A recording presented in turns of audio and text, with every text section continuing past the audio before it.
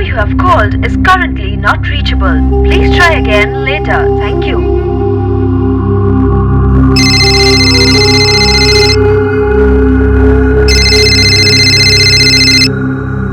हाँ अंकुश भैया, कैसे एग्जाम्स चल रहे हैं आपके? हाँ ठीक ही चल रहे हैं। अच्छा रंजना सुन, ये पिंकी का नंबर बंद क्यों आ रहा है? दीदी ने आपको बताया नहीं? उन्होंने अपना नंबर चेंज किया है, इसलिए शायद ऑफ आ रहा होगा। क्यों? पता नहीं, मैंने पूछा तो बोला कैसे उनका मन हुआ। ये पिंकी के टेस्ट कैसे जा रहे हैं? ठीक ठाक ही जा रहे हैं। रंजना सुन, ये पिंकी का नया नंबर जरा मैसेज कर दे। पिंकी आराम से जाना। हाँ? अरविंद गाड़ी संभाल के चलाना। अरे आंटी जी, मुझसे अच्छा ड्राइवर आपको पूरे हरियापुर में नहीं मिलेगा। बाय। ध्यान से लिखना।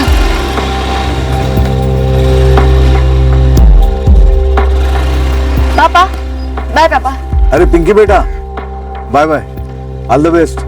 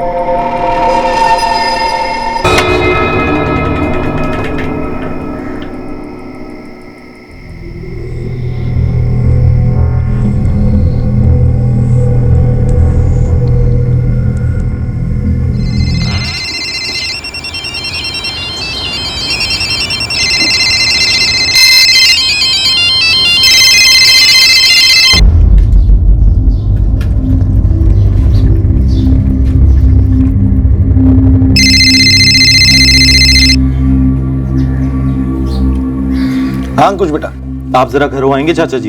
ये क्या हुआ? मम्मी पापा पिंकी रंजना सबको फोन ट्राई कर रहा हूँ इतनी देर से, कोई फोन ही नहीं उठा रहा है। अरे कहीं बाहर गए होंगे। मेरी कल ही बात हुई थी, कहीं बाहर बाहर जाने की बात नहीं करी किसी ने। और अगर कहीं बाहर गए भी हों तो फोन ना उठाएं, अजीब बात है ना, टेंशन हो रही है। अरे नहीं बेटा, एग्जाम के टाइम पे टेंशन मत लो तुम।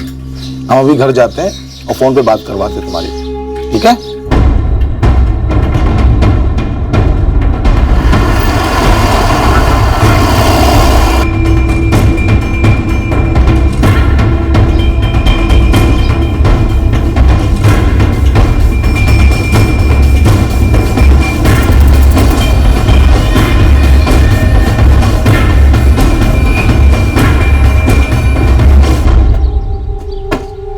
सर अंदर अंदर है सर।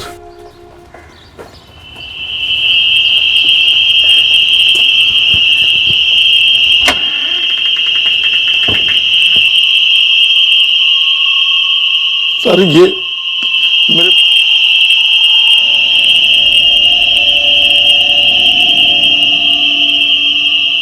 सर ये बड़ी बेटी इनकी।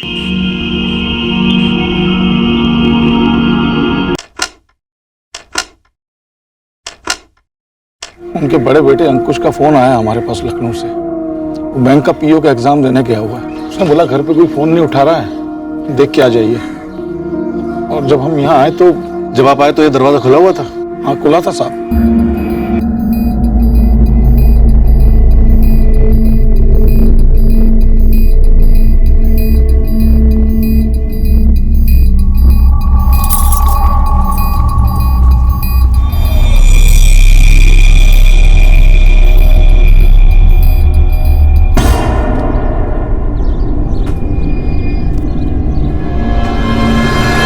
अंदर के कमरे का लॉकर खोला गया है, पर गहने पड़े हैं उसके अंदर। शायद कैश गायब हो। सर क्या गायब है क्या नहीं ये तो अंकुश ही बता सकता है। वो लखनऊ से यहाँ के लिए निकल गया है। ये जो पेट्रोल का कैन है ये इनके घर का ही है? मुझे पता नहीं साहब। तो चारों विक्टिम से मोबाइल फोन मिले हैं, किसी के पास दूसरा फोन है तो पता नहीं। और कुछ? सर लगता है सेक्सुअल असॉल्ट हुआ है। दोनों लड़कियों पर? यस सर, दोनों लड़कियों पर। चारों को छुरे से मारा गया, शायद चिल्लाए होंगे। हमें तो कुछ भी सुनाई नहीं दिया, और वैसे भी हमारा घर इतना पास थोड़ी ना है सोहन जी के घर से। हम तो पंचम जी की आवाज सुनते दौड़े चले आए, पागलों की तरह चिल्ला रहे थे वो। मैडम मैं अरविंद कुशवाहा, हमारी अच्छी जान पहचान थी सोहन अंकल की फैमिली से। हम हरियापुर से नहीं, बगल के गांव सारंगढ़ से। ये मेरा फ्रेंड है गुड्डू। कल रात सारंगढ़ में हमारी एक दोस्त की बहन की शादी थी, हम वही थे। जैसे ही पता चला कि सोहन अंकल के घर हुआ ये कांड, हम तो दौड़े दौड़े आ पहुंचे। बहुत ही भयंकर अटैक हुआ है सर। बहुत ही अजीब बात है, आस पड़ोस में किसी ने कुछ नहीं सुना, तो क्या इन चारों पर एकदम से एक साथ अटैक हुआ होगा? नामुमकिन लग रहा है सर, और साथ में दोनों लड़कियों का शायद रेप हुआ है। नंबर 1, ना ही दोनों को बांधा गया है, और नंबर 2, ना ही दोनों के मुंह में कपड़ा ठूसा गया है। मतलब ऐसा कैसे हो सकता है कि आस पड़ोस में किसी ने कुछ भी नहीं सुना? सिर्फ किसी एक बंदे का काम नहीं लगता।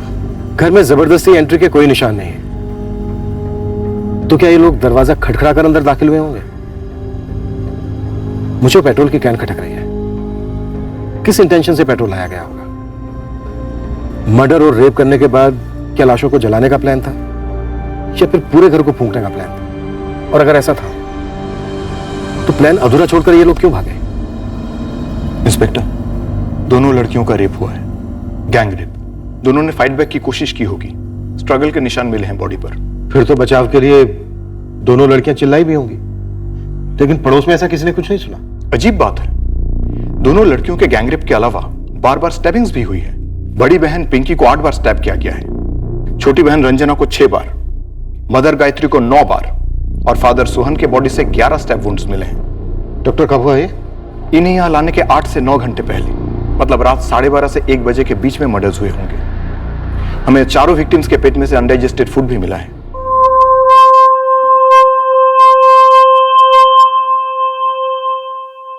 चाचा जी ने सब बताया मुझे, सबको बुरी तरह से। हाँ अंकुश, बहुत बुरी तरह से। पिंकी और रंजना मेरी दोनों बहनों को। हाँ मैडम जी, हम किसान हैं, अनाज उगाते हैं। सोहन भैया की दुकान भी है, वो खाद वाद और खेती का सामान बेचते थे। पिंकी दी फर्स्ट ईयर बीकॉम पढ़ रही थी और रंजना 11वीं में थी। पंचम जी, अंकुश सिर्फ हमें इतना बता पाया है कि कुछ 25,000 के करीब कैश रहा होगा लॉकर में, लेकिन गहने, मोबाइल फोन सब छोड़ के गए हत्यारे। और जिस तरह से दोनों लड़कियों का सेक्सुअली असॉल्ट किया गया है, ये सिर्फ लूट का मामला तो नहीं लगता है। तो ऐसे क्यों? पंचम जी, अंकुश हमें किसी भी दुश्मनी के बारे में कुछ नहीं बता पाया। क्या आप हमें बता सकते हैं कि किसने बदला लिया होगा और किस बात का? मैडम जी, ऐसा बदला भी कोई ले सकता है?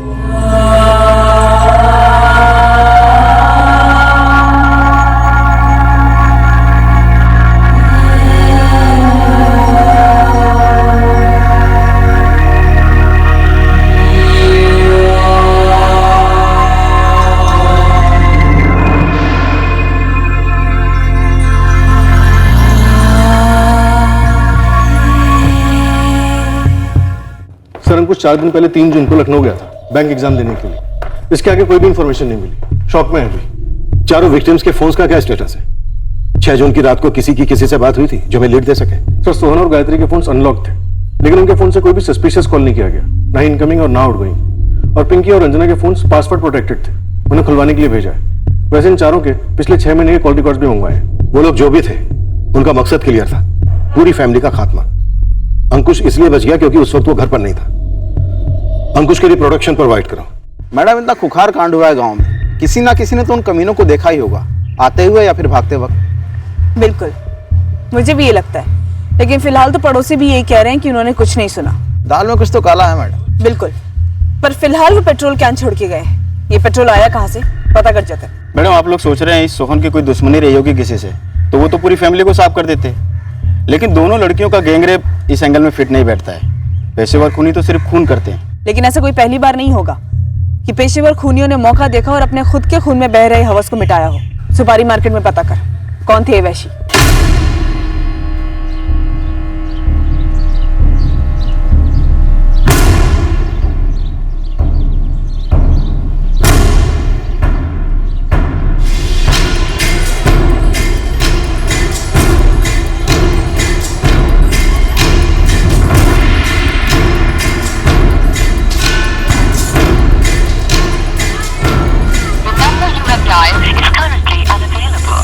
हमारे हरियापुर में ये जो कांड हुआ है ना, आज से पहले कभी नहीं हुआ ऐसा। पूरे गांव में चर्चा चल रही है साहब, ये डकैतों का कोई गिरोह है। सरपंच लखन जी, रमेश जी, हमने भी इस इलाके में ऐसा पहली बार देखा है। हम अपनी तरफ से कोई कसर नहीं छोड़ रहे। फौरन गिरफ्तार कर लीजिए उनको। आप लोगों की मदद लगेगी रमेश जी। वो लोग कौन थे? कोई गिरोह था या फिर ऐसा कोई जिससे सोहन जी की दुश्मनी थी? हम लोगों को इसकी तहकीकात करनी है। और हमें पता चला है कि आप लोग हाईवे पर चक्का जाम करने की सोच रहे हैं। विनती है आपसे, ऐसा ना करें साहब। घर घर में दहशत का माहौल है। वो डकैत थे, धड़ल्ले से घर में घुस गए। आप में से किसी ने देखा क्या कि वो डकैत थे जो बार बार डकैत थे कहे जा रहे हो? देखिए, हम लोग पूरी की पूरी रात गश्त पे रहेंगे। ऐसा कभी कुछ ना हो उसकी कोई गुंजाइश नहीं रहेगी। आप लोग हमें हमारा काम करने दीजिए। अगर आप लोग हमारा साथ नहीं दे सकते हैं तो कम से कम बाधा तो ना बने। पहली प्रायोरिटी है अंकुश। वही हमें बता सकता है कि फैमिली को किसने धमकी दी थी क्या? सर, अंकुश को थाने बुलवाया है। सेक्सुअल असॉल्ट के जितने भी हिस्ट्री शीटर हैं सबकी लिस्ट बनाओ, राउंड अप शुरू कर दो। अगर कोई हिस्ट्री शीटर है भी तो वो सिर्फ एक जरिया होगा, करवाने वाला कोई और ही होगा। कोई ऐसा जिसे जायसवाल फैमिली से भयंकर नफरत हो। वो जो भी है अंकुश हमें बता सकता है। चाचा जी, ये सब उस ब्रजभान शर्मा का ही कराया होगा। ब्रजभान इतना गिर सकता है? इतना? खेतों की बाउंड्री को लेकर झगड़ा था हमारा और ब्रजभान शर्मा का। ब्रजभान ने अपने खेत में ऐसा बांध बनवा दिया था सर, जिससे नहर का पानी हमारे खेतों तक ना पहुंचे। पापा और मैंने कई दफा उससे बात करने की कोशिश की थी, उसे समझाया, लेकिन हर बार क्या था, मेरे खेत हैं, कुछ भी करूं, ब्रजभान और उसके बेटे बबलू और सुरेश ही जिम्मेदार हैं। धर लो ने सर आप। ब्रजभान शर्मा ने बांध भी नहीं हटाया और उसने और उसके बेटे बबलू और सुरेश ने ये कांड भी किया। वो मैंने और मेरे दोस्तों ने मिलकर उसका बनाया हुआ बांध तोड़ दिया था सर।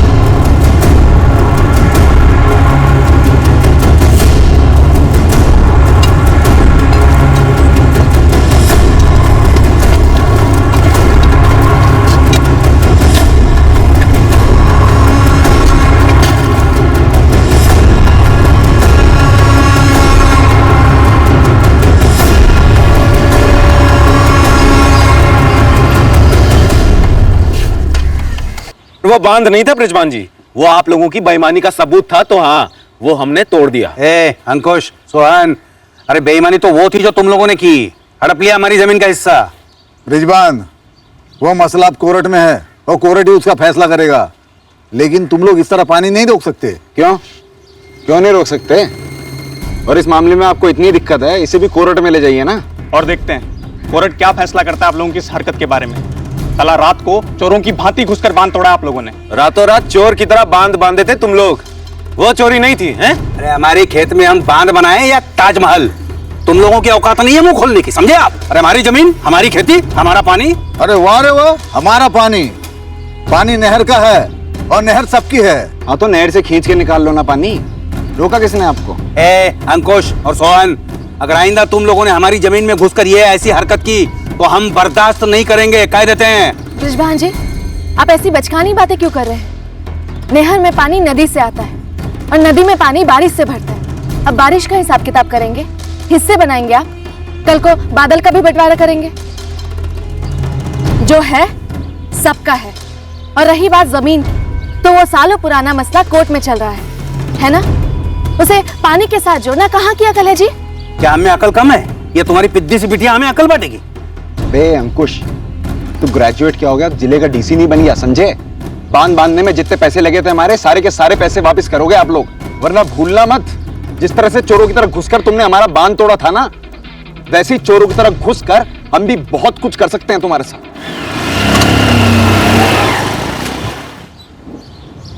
पिंकी, तुम्हें बीच में नहीं बोलना चाहिए था। मैंने कुछ गलत बोला पापा? गलत वक्त पर बोला पिंकी, गलत जगह पर बोला। जब गलत हो तब के तब आवाज उठानी चाहिए ना भैया। बेटा, तुम अभी छोटी हो, ऊपर से लड़की हो। माना मैं छोटी हूँ पर बालिग हूँ, और रही बात लड़की होने की, तो आप तो ऐसा ना कहो, फिर हमें पढ़ा क्यों रहे हैं?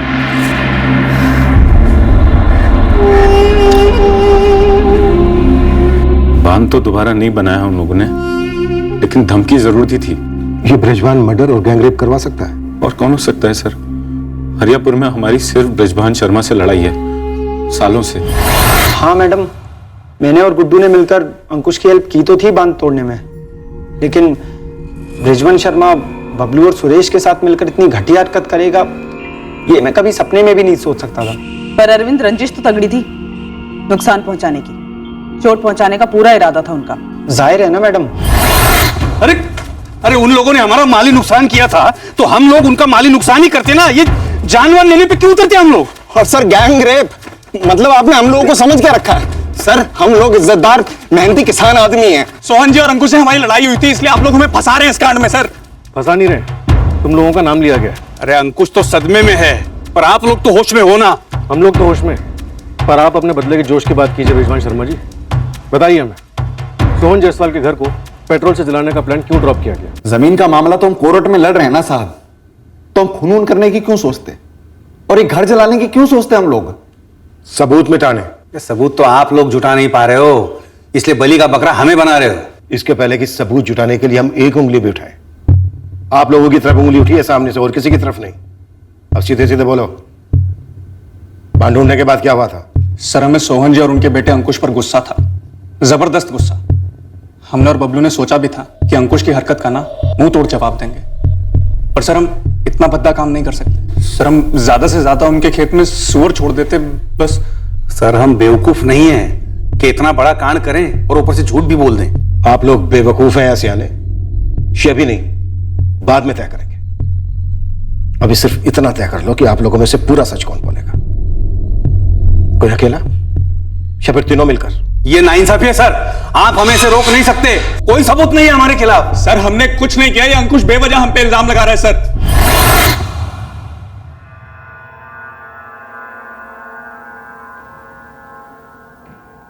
सर, पूरे गांव को बृजवान शर्मा परिवार और जायसवाल परिवार दोनों के झगड़े के बारे में मालूम था। तीनों बाप बेटे काफी कॉन्फिडेंटली कह रहे हैं कि बेगुनाह है। बृजवान, बबलू और सुरेश तीनों के फोन रिकॉर्ड्स मंगवाए। अपने खबरियों से कहो कि पता लगाएं कि ये कांड इन तीनों ने किया है या फिर और लोग भी शामिल थे। फिर देखते हैं कि इनका कॉन्फिडेंस कब तक टिका रहता है। सोहन जायसवाल पेट्रोल बेचता था? हाँ मैडम, वैसे कोई खुलकर नहीं बोल रहा है गाँव में, लेकिन मैंने हाईवे के पेट्रोल पंप से पता किया। भाई हम कैन या बोतल में पेट्रोल बेचते ही नहीं हैं, और 6 तारीख की रात को कोई पेट्रोल मांगने आया भी नहीं था। हरियापुर और सहारनगढ़ के बीच तुम्हारा एक ही पेट्रोल पंप है। अब ये कहाँ लिखा है कि पेट्रोल सिर्फ पेट्रोल पंप पर ही बिकता है? दोनों गांव के बहुत से लोग जानते हैं कि हरियापुर का सोहन जायसवाल चुपके से पेट्रोल बेचता था, वो भी अपना मुनाफा लगाकर। 99% मैडम, वो पेट्रोल का कैन सोहन जायसवाल की दुकान से ही था, शायद घर के बाहर रह गए हो। हाँ सर, ये पेट्रोल का कैन तो हमारी दुकान का ही है, लेकिन हम ऐसे कभी बाहर नहीं छोड़ते। पता नहीं आप लोगों को बाहर कैसे मिला ये। अंकुश, दुकान तुम्हारी, घर तुम्हारा, तुम्हें पता होना चाहिए। सर मैं ये कबूल करता हूँ कि हम लोग जो ये पेट्रोल बेचने का काम कर रहे थे वो गैर कानूनी था, लेकिन इतना भी पक्का है कि सर हम वो कभी घर पे नहीं रखते थे। अंकुश, क्या कुछ ऐसा है जो तुम भूल रहे हो, जो शायद हमें बताना चाहिए? बृजभान और उसके दोनों बेटे बबलू और सुरेश, इनकी कोई क्रिमिनल हिस्ट्री नहीं। 2 दिन से हम तीनों को खूब तोड़ने की कोशिश कर रहे हैं, लेकिन तीनों में से कोई नहीं टूटा है। तीनों का कहना है कि वो बेकसूर हैं, बेगुनाह हैं, उन्होंने कुछ नहीं किया। तुम्हारे पिता सोहन जायसवाल की किसी और के साथ दुश्मनी थी, कोई और कारण हो सकता है इस हत्याकांड का।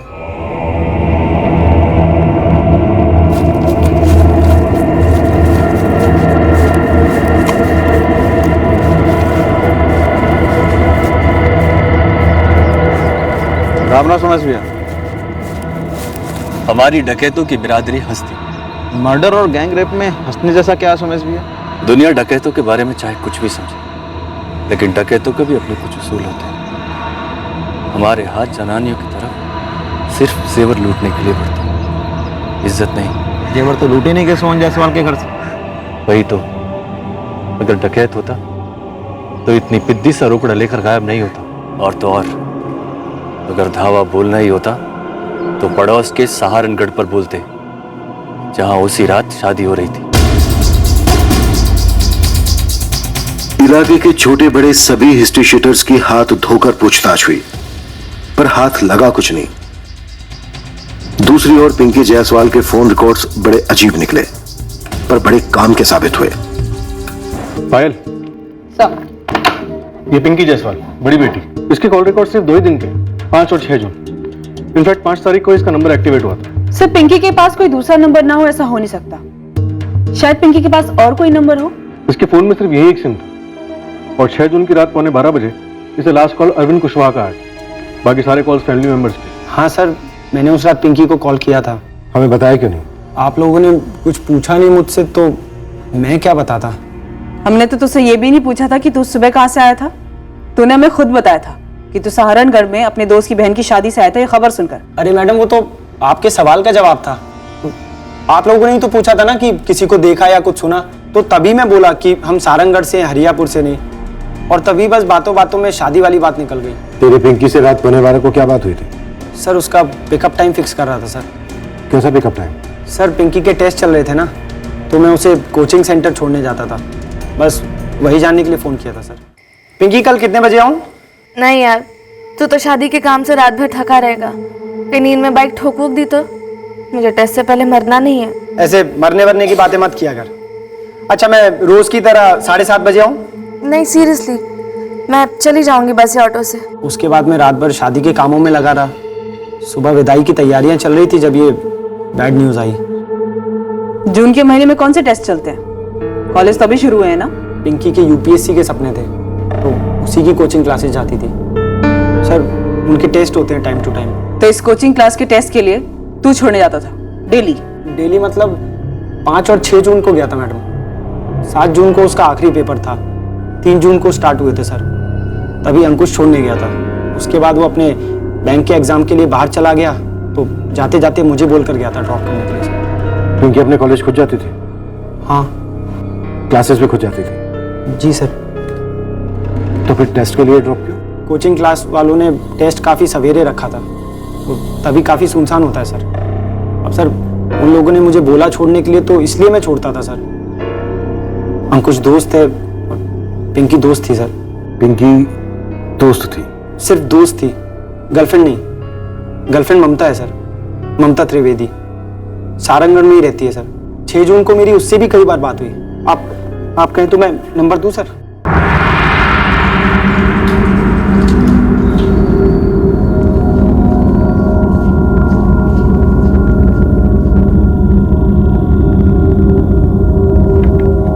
जी सर।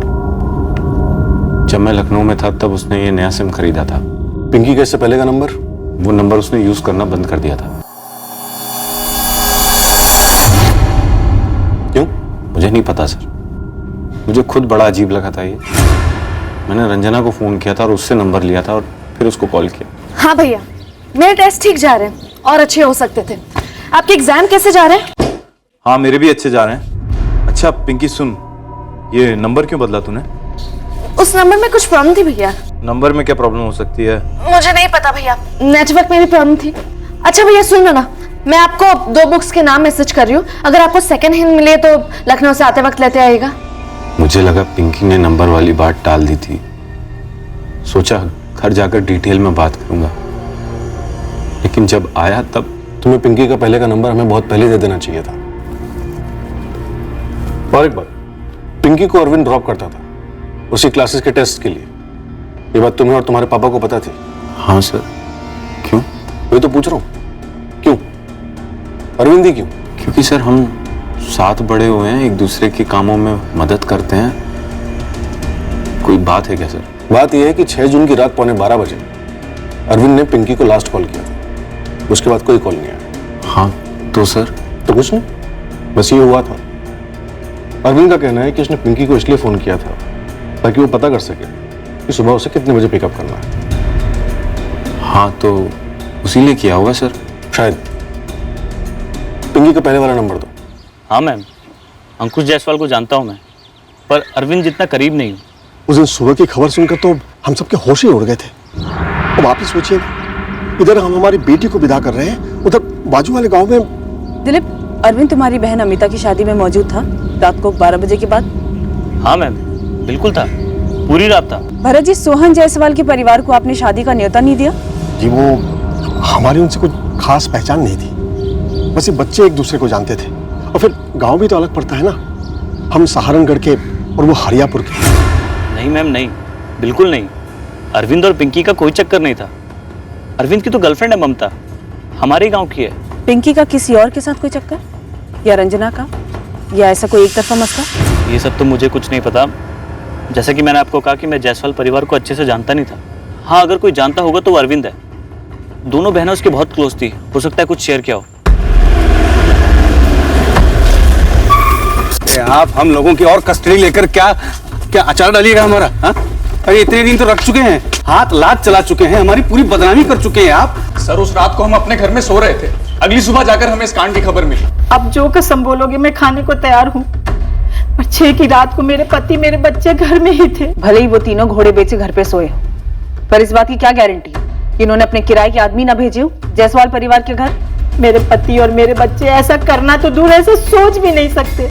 मैडम, हम आपके हाथ जोड़ते हैं, आप इन्हें छोड़ दीजिए। ऐसे ही बहुत तू हो रही है पूरी बिरादरी में, पूरे गांव में। सर, बबलू, बृजवान और सुरेश तीनों के कॉल रिकॉर्ड स्कैन किए, कुछ भी नहीं मिला। अच्छा, 4 दिन से सबकी पूछताछ भी चल रही है, टूटने का कोई नाम ही नहीं ले रहा है।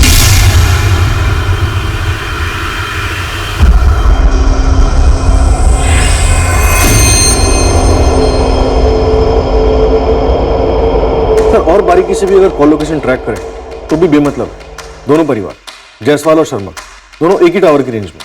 पर सर, अंकुश के पॉइंट ऑफ व्यू से और अभी तक जो हमारे हाथ में है, इशारे तो शर्मा परिवार की तरफ ही जाते हैं। पर पिंकी का नया सिम कार्ड भी तो हमारी तरफ इशारा कर रहा है। पहले कत्ल के 2 दिन पहले पिंकी ने अपना सिम कार्ड क्यों चेंज किया?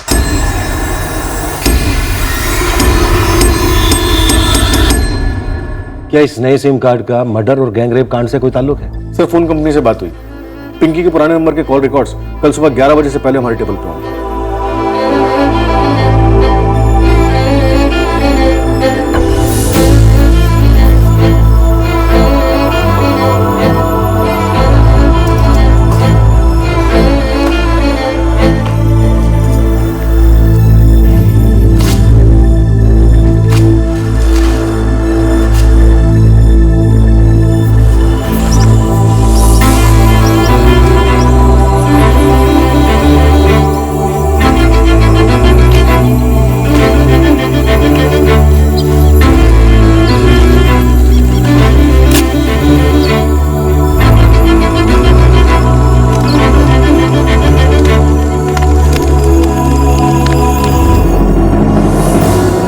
पिंकी के पुराने नंबर के रिकॉर्ड्स हमारे हाथ लगे, पर साथ ही कुछ सवाल और भी थे जो हमें कुरेदते रहे। जैसे कि वो पेट्रोल की कैन का रहस्य, वो दुकान से घर कैसे पहुंचा और क्यों।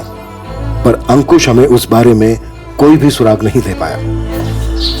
पायल, अगर हम क्राइम सीन की स्टडी करें और क्राइम रिक्रिएट करें तो शुरुआत यहां मेन दरवाजे से हुई होगी। एक नहीं, एक से ज्यादा लोग दरवाजे पर आए होंगे और दरवाजे पर दस्तक दी होगी। और सर, दरवाजा पिंकी या रंजना, इन दोनों में से किसी एक ने खोला होगा, क्योंकि माँ बाप की लाश तो अंदर बेडरूम में थी, बेड के ऊपर। तब शायद वो सो रहे होंगे। वो जो भी थे, जितने भी थे, दरवाजा खोलने वाले को उस वक्त ये कतई मालूम नहीं था कि उनका असल मकसद क्या है, जो था पूरी फैमिली का खात्मा और दोनों बहनों के साथ गैंगरेप। यस सर, वो जो भी थे, जितने भी थे, उनमें से कम किसी एक को पिंकी या रंजना, इन दोनों में से कोई एक तो जरूर जानता होगा, वरना उनके लिए दरवाजा अंदर से नहीं खोला गया होता। पायल, ये भी तो हो सकता है कि पिंकी या रंजना का बॉयफ्रेंड था, पेरेंट्स उसके खिलाफ थे और इस कत्लेआम की प्लानिंग में ये लड़की भी शामिल थी, लेकिन ऐन मौके पर खुद भी शिकार हुई। मुंबई और बेंगलोर में भी इतने खुले ख्यालात के पेरेंट्स नहीं मिलेंगे सर, जितने कि हमारे मम्मी पापा थे। हम तीनों में से किसी का भी कोई अफेयर होता तो वो कभी मना नहीं करते, या हमारा कुछ भी चल रहा होता तो हम सबसे पहले घर पर ही बताते थे। इतनी रात को पेट्रोल लेने कौन आया होगा दुकान बंद होने के बाद? ऐसे तो कोई नहीं आता था सर, लेकिन शायद हो सकता है किसी ने पापा को पहले से बोल के रखा हो कि रात में पेट्रोल लेने आएंगे, और इसीलिए पापा ने वो कैन अंदर रखा हो। और फिर उसके बाद पता नहीं क्या हुआ सर, क्यों हुआ। मेरा बैंक का एग्जाम भी उसी दौरान क्यों था। काश मैं यहां पर होता, कुछ करने, सबको बचाने। हाँ शिवा, बोल। एसके कॉलेज मैडम, जहाँ पिंकी जायसवाल पढ़ती थी, वहाँ से एक तगड़ी खबर है। बोल जल्दी। स्टूडेंट से बात हो रही थी, उनकी एक फ्रेंड सरिता ने बताया कि पिंकी और उसकी छोटी बहन रंजना दोनों को कॉलेज के रास्ते में कोई परेशान करता था, पीछा भी करता था और छेड़ता भी था। कौन था वो? मुझे ही बोलते, मैं ही खुद दुपट्टा चाहिए? ये ले ले ले दुपट्टा। आ रंजना।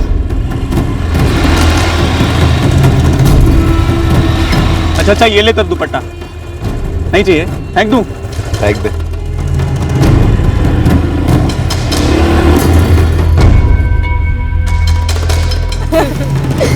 क्या ही लो? कुछ नहीं, बहुत धूप है। मैंने तो देखा ही नहीं उसके बाद।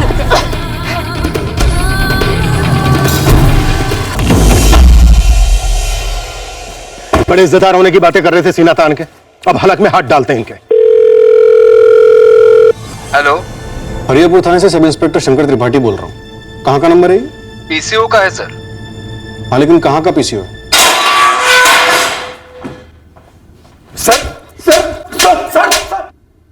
बीच सड़क पर पिंकी और उसकी छोटी बहन रंजना को छेड़ना, पीछा करना, स्टॉकिंग करना, उसके बाद दोनों बहनों के साथ गैंग रेप और फिर मर्डर। नहीं सर, हम खुद बताने वाले थे आपको इस बारे में। सर हम बस बदला लेने के लिए छेड़ रहे थे, बाकी रेप और मर्डर हमने नहीं किया सर। जो दुपट्टा खींच सकता है वो रेप भी कर सकता है। नहीं सर, हमें उन लोगों पर गुस्सा था तो बस थोड़ी बेइज्जती करना चाहते थे उनकी सर। इस प्लान में कौन कौन शामिल था तुम्हारे साथ? तुम्हारा बाप? अगर मुझे जरा सी भी भनक होती कि मेरे बेटों ने ऐसा कुछ किया है तो कसम है कुल देवता की, मैं दोनों को भरे बाजार में पट्टे से पीटता। हमारा परिवार ये ऐसा है ही नहीं। रिजवान, तेरे संस्कारी मुखौटे पे इतने छेद हो चुके हैं ना कि कोई अंधा भी देख के बता सकता है कि तू किस परिवार का है। तो चल अब एक सांस में बता, इस मर्डर और गैंग रेप में किराए के हत्यारे थे या तू खुद भी शामिल था? ना मैं शामिल था, ना मेरे बेटे, ना हमने किसी किराए के हत्यारों को बुलाया। मेरे बेटों की जलील हरकत के लिए मैं माफी मांगता हूं, लेकिन ऐसा घिनौना इल्जाम मत लगाइए। सर उस दिन जब हमारा अंकुश और उसके पिता से झगड़ा हो रहा था तो पिंकी ने बीच में बोला था, हम मर्दों के बीच, बुजुर्गों के बीच हमारे पिता की बेइज्जती की थी, तो बस हम उसे सबक सिखाना चाहते थे सर। हमें ऐसा नहीं करना चाहिए था सर, पर सर हमें क्या मालूम था इतना बड़ा कांड हो जाएगा। हमें बस हमारी जमीन वापस चाहिए थी जो सोहन जायसवाल ने हड़पी थी। हम बस उसे परेशान कर रहे थे, कभी बांध बना के, कभी सुअर, कभी दुपट्टा खींच के, कभी गैंग रेप करके और कभी कत्ल करके। पिंकी की दिल्ली बात होती थी, लेकिन दिल्ली में तो हमारा कोई नहीं रहता। दिल्ली के एक पीसीओ से 4 जून को पिंकी के पुराने नंबर पे कॉल आया था और उसी दिन पिंकी ने अपना नंबर बदल लिया। उसके अलावा 44456788 इस नंबर पे पिछले 6 महीने से पिंकी की लगातार लगभग रोजाना ही बातें हो रही थी। फिलहाल ये नंबर स्विच ऑफ है। मुझे सच में कुछ नहीं पता। पिंकी बालिग लड़की थी, मैच्योर थी, उसकी कोई सहेली होगी, इसमें डाउट करने वाली बात क्या है? पर 4 जून को पिंकी ने अपना नंबर बदल लिया। क्यों किया उसने ऐसा? तुम्हारे अलावा कोई नहीं बता सकता। देखिए, जो बताना था मैं पहले ही बता चुका हूं, मैं फिर कह रहा हूं। मैं खुद जानना चाहता था कि पिंकी ने नंबर क्यों बदला, लेकिन मेरे जानने के पहले ही मेरी बहन का गैंग रेप हुआ, मर्डर हुआ, मेरी दोनों बहनों का, मेरे माँ बाप का मर्डर हुआ। बस मैं बच गया हूं, किस लिए मुझे भी नहीं पता।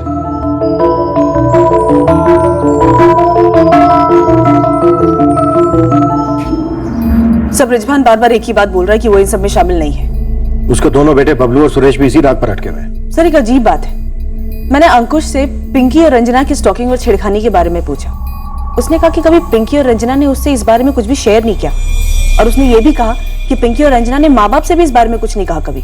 एक और अजीब बात है, ब्रिजभान एंड सन्स अगर सोहन के घर इतनी रात को जाते तो दरवाजा कौन खोलता? और अगर कोई दरवाजा खोल भी देता तो उन्हें अंदर नहीं आने देता। और अगर ये लोग जबरदस्ती अंदर घुसते तो जबरदस्त चीखना चिल्लाना गाली गलौज होता। सर बिना देखे दरवाजा खोलने का कोई चांस ही नहीं है। दरवाजे पे आईपीएस लगा हुआ है और वो भी इतनी रात गए। सर ब्रिजभान और उसके दोनों बेटों की पुलिस कस्टडी सिर्फ 2 दिन के लिए है, उसके बाद वो लोग जुडिशियल कस्टडी में चले जाएंगे। अगर हमें उनसे कुछ निकलवाना है तो इन्हीं 2 दिनों के अंदर निकलवाना होगा। लेकिन निकलवाने जैसा कुछ बचा भी है? सर मुझे लगता है पिंकी के दिल्ली वाले कनेक्शन को टटोलना चाहिए। उसके सिम बदलने के 2 दिन बाद इस कांड का होना, उसे लगता है कहीं ना कहीं ये मामला पिंकी से जुड़ा हुआ है। रिकॉर्ड्स कब आ रहे हैं उस नंबर के, जिस नंबर से पिंकी जायसवाल के पुराने नंबर पर अक्सर बात होती थी? 2 दिन लगेंगे सर। वेट करते हैं।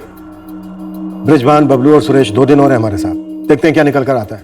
लेकिन एक बात है, कोई तो है हमारी करंट लिस्ट में जो काफी कुछ जानता है लेकिन खामोश है। ऊपर से ये गांव वाले इस हत्याकांड की दहशत में मनगढ़ंत डकैत और गैंग अटैक की कहानियां बना रहे। इस केस में कुछ लोगों की असलियत, कुछ बातें अभी भी सामने आना बाकी थी। हर नरसंहार के पीछे कुछ गड़े मुड़दे होते ही हैं, पर अक्सर जानने वाले उन मुर्दों पर रोशनी डालना भूल जाते हैं या फिर जानबूझकर उन्हें अंधेरे में ही रखते हैं। जैसे कि इस केस में गैर कानूनी पेट्रोल का धंधा, जो सोहन जायसवाल अपनी फर्टिलाइजर की दुकान से चला रहा था। एक और ऐसी ही अहम खबर थी जो हम तक काफी देर से पहुंची, या ये कहिए कि हमसे जानबूझकर छुपाई गई थी। सलाम साहब, पिंकी के कॉलेज के दोस्तों से दोबारा से बात हुई, तो ये अरविंद कुशवाहा है, इसका नाम काफी बड़ा है। बोले कि जायसवाल परिवार के काफी करीबी था ये अरविंद। ये सब मालूम है हमें। उसी ने पिंकी को आखिरी कॉल किया था कत्ल वाली रात को। सर, इस अरविंद के दोस्त हैं दो, एक दिलीप जिसकी बहन अमिता की शादी थी उस रात, और दूसरा गुड्डू जो उस रात उन दोनों के साथ था। तो सर मैंने इन दोनों से थोड़ी गप लड़ाई, और तो सर काफी चाबी भरने के बाद ये गुड्डू बोला कि अरविंद को पिंकी के बारे में कुछ पता है जो उसने आपको नहीं बताया। देख, अब ये मत बोलना, उसे नहीं मालूम वो क्या था। सर वही बोलने वाला था, लेकिन सर एक और बात है, पूरा जायसवाल परिवार साफ हो गया, सिर्फ ये अंकुश बच गया। अंकुश का कोई हाथ हो सकता है? अब बैंक की नौकरी इतनी आसानी से तो मिलती नहीं है सर जी। अब दुकान और खेती की पूरी कमाई सिर्फ अंकुश को ही मिलेगी। मर्डर तक समझ सकता हूँ, लेकिन क्या वो अपनी दोनों छोटी बहनों का गैंगरेप करवाएगा? सर प्लानिंग शायद सिर्फ मर्डर की ही थी, लेकिन हो सकता है करने वालों में से किसी ने ऑन द स्पॉट ये फैसला कर लिया हो कि इन दोनों को तो मारना है ही, क्यों ना पहले अपनी हवस की प्यास बुझा ली जाए। मेरी मानो तो आप अंकुश के दोस्त अरविंद को उठा लो। हो सकता है जैसे इसने पिंकी के बारे में आपसे कोई बात छुपाई, वैसे ही ये अंकुश का भी कोई राज जानता हो जो आपसे छुपा रहा हो। कोई चिड़िया हमें बता गई कि 6 जून को 11:45 पर पिंकी को जो कॉल आया था अरविंद से, वो पिकअप टाइमिंग को लेकर नहीं था।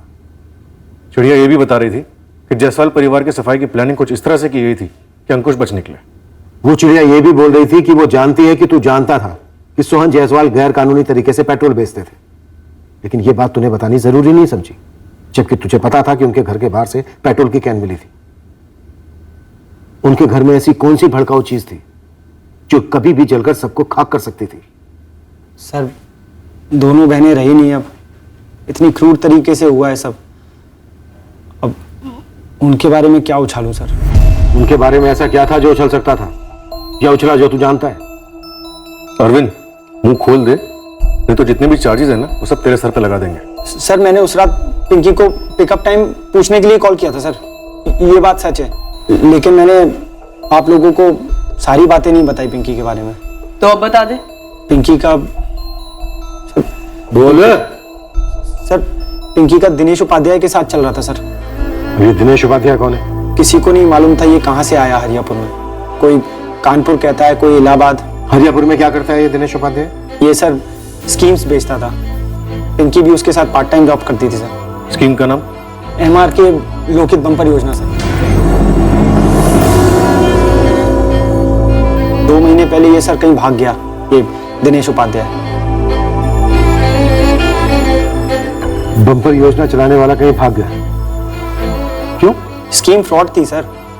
अब पिंकी ने कभी डिटेल्स तो बताई नहीं मुझे, लेकिन पर वो बोली थी मुझे कि वो इसमें फंस गई है। सर हो सकता है वो दिनेश ने फंसाया उसे, या पता नहीं, शायद हो सकता है दोनों की कोई मिली भगत हो। अफेयर था दिनेश और पिंकी का? ये पिंकी ने बताया तुझे? डायरेक्टली तो नहीं बोला कभी, पर बातों से समझ में तो आता है ना मैडम।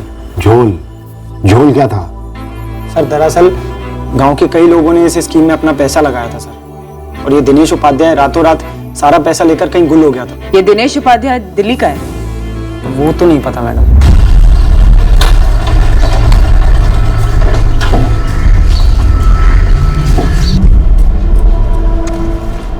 तुम्हारी बहन दिनेश उपाध्याय नाम के फ्रॉड के पास पार्ट टाइम जॉब कर रही थी, और वो आदमी कई लोगों के पैसे लेके फुर हो गया, और तुम कह रहे हो तुम्हें ठीक से मालूम ही नहीं? सर पिंकी ने कभी मुझे ठीक से कुछ बताया ही नहीं था।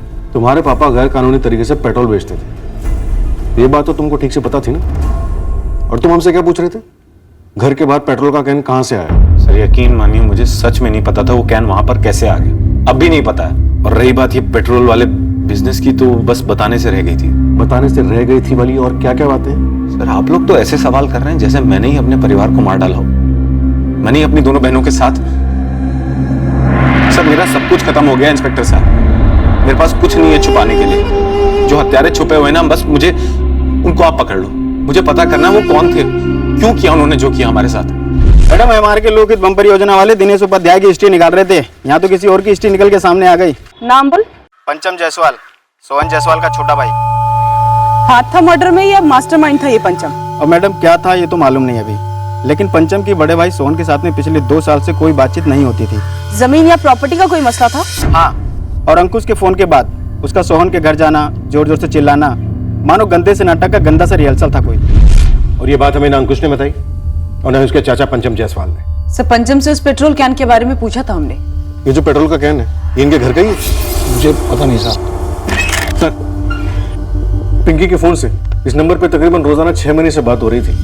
4445678898 वो दिनेश उपाध्याय का नंबर है। कल तक हमारे पास एक ही एंगल था और वो ये कि बृजभान और उसके दोनों बेटे सुरेश और बबलू ने ये काम किया है, लेकिन अब ऐसा नहीं है। अब हमारे पास एंगल्स ही एंगल्स हैं, पर ये सारे एंगल्स इस खूंखार मर्डर और गैंगरेप से कैसे जुड़े हैं ये भी बताना मुश्किल। बृजभान शर्मा और उसके बेटे बबलू और सुरेश को जुडिशियल कस्टडी में भेज दिया गया, लेकिन वो अब भी शक के दायरे से बाहर नहीं किए गए थे। इस केस के इर्द गिर्द बड़ी रहस्यमय गतिविधियां हो रही थीं, जिसका राज जानना अभी बाकी था। पर ऐसा लग रहा था कि ये सारी एक्टिविटीज कहीं जाकर एक दूसरे से जुड़ी हो सकती हैं। इस केस की सबसे रहस्यमय बात थी पेट्रोल कैन। वो पेट्रोल से भरा कैन घर के बाहर क्या कर रहा था? जब तक हमें इसका जवाब मिला, वो जवाब कई और सवालों का जवाब साबित हुआ। सब कुछ एक दूसरे में बुना हुआ था, सब लोग एक दूसरे से जुड़े हुए थे। पर अहम मुद्दा यह था कि वो कौन थे, कितने थे, जो 6 जून की देर रात जायसवाल परिवार के दरवाजे पहुंचे, शायद दस्तक दी, अंदर दाखिल हुए, फिर 4 लोगों का मर्डर्स और 2 भयंकर गैंग रेप्स कर घर में पड़ा थोड़ा सा कैश लेकर भाग खड़े हुए। नाम दिनेश उपाध्याय है। अभी इसका फोन स्विच ऑफ आ रहा है, लेकिन इसका लास्ट फोन लोकेशन दिल्ली का दिखा रहा है। हाँ त्रिपाठी, फोटो मिल गई हमें और टीम्स के साथ हमने शेयर भी कर ली। एक बार फ्रॉड कर चुका है ये दिनेश उपाध्याय, दूसरी बारी करने में हाथ पैर मारेगा ही मारेगा। ये हरियापुर वाला फ्रॉड इसका पहला नहीं था। हमें पता चला यूपी के 4-6 गांव में ये कोई स्कीम चला रहा था। पूरे साल लोगों को ठगता था और उसके बाद यूपी के बाहर के अंडरग्राउंड हो जाता था, जैसे कि अभी। मतलब काफी चिकना चुपड़ा सांप है ये, और शायद जहरीला भी। यहाँ हरियापुर में ये 4 मर्डर और 2 गैंगरेप में संदिग्ध है। अगर ये दिनेश उपाध्याय दिल्ली में कहीं भी है, इसके बिल से फूंक कर इसको आपके हवाले कर देंगे। आपने सामने से हमें नहीं बताया पंचम जी। हमने खुद पता किया कि आपके और आपके बड़े भाई सोहन के बीच कुछ मसला था। लेकिन हमारे आपसी मसले से इस हादसे का क्या लेना देना साहब? बृजभान और सोहन का भी मसला था, जमीन को लेकर।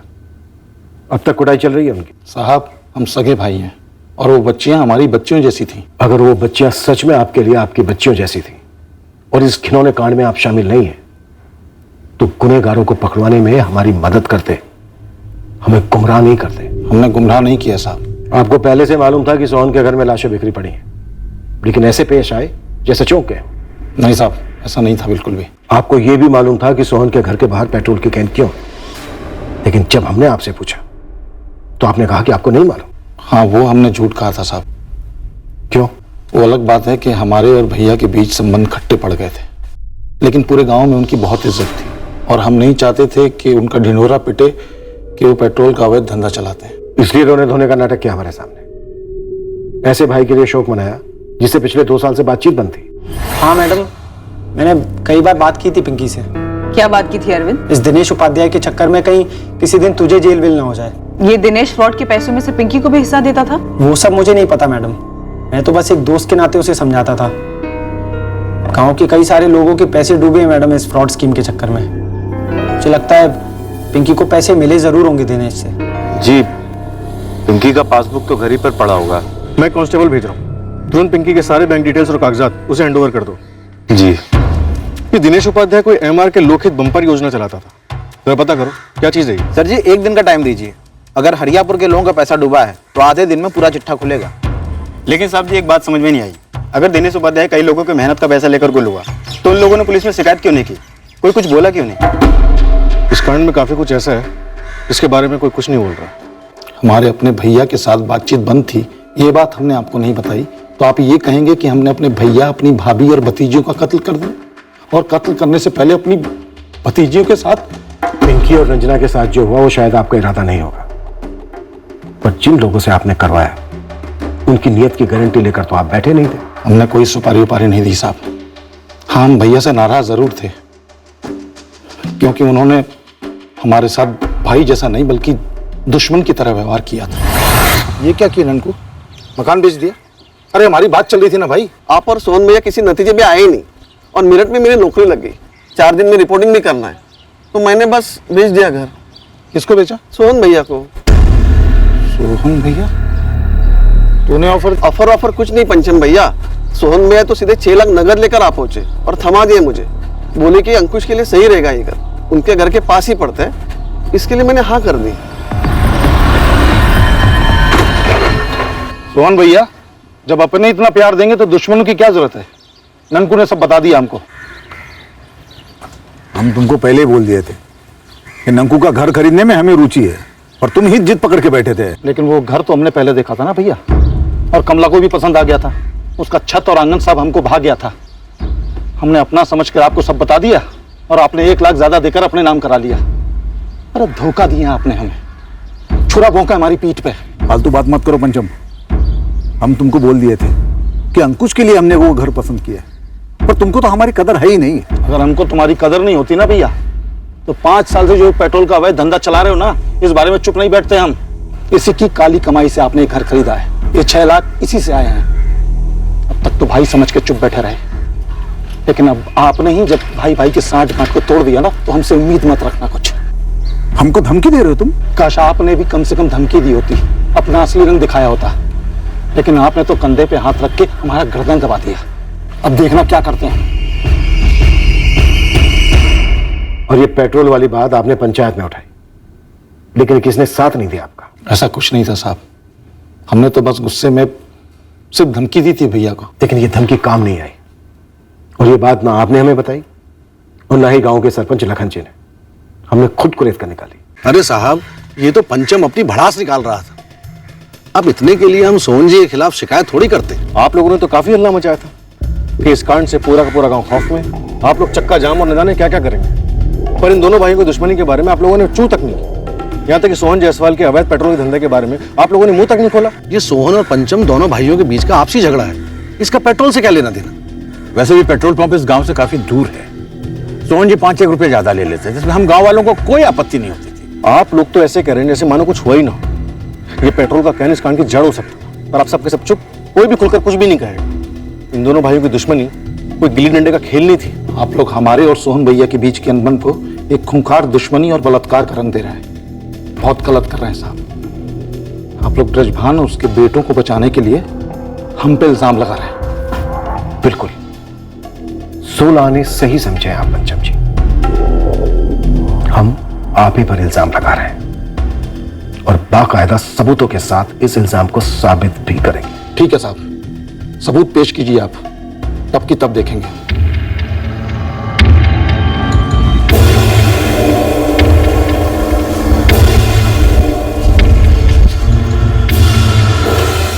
पंचम जायसवाल के फोन रिकॉर्ड से भले ही कुछ ना निकले, लेकिन इसके रिकॉर्ड्स निकलवाओ। जी सर। अगर ब्रिजभान जमीन के मसले को लेकर ऐसा कुछ कर सकता है, तो पंचम भी मकान के मसले को लेकर ऐसा कर सकता है। सगा भाई ऐसा कांड नहीं करवा सकता, ऐसा कहीं लिखित तो है नहीं। Right sir. वैसे इस केस के स्टार्ट में हमारे पास कोई लीड नहीं थी, पर अब हर दिन नया कुछ निकल के आ रहा है। लोकहित बम्पर योजना स्कैम? सर ये स्कैम भी वजह हो सकता है इस कांड का। गांव के कई लोगों के पैसे डूबे थे और शायद ये विक्टिम पिंकी इस कांड का हिस्सा थी।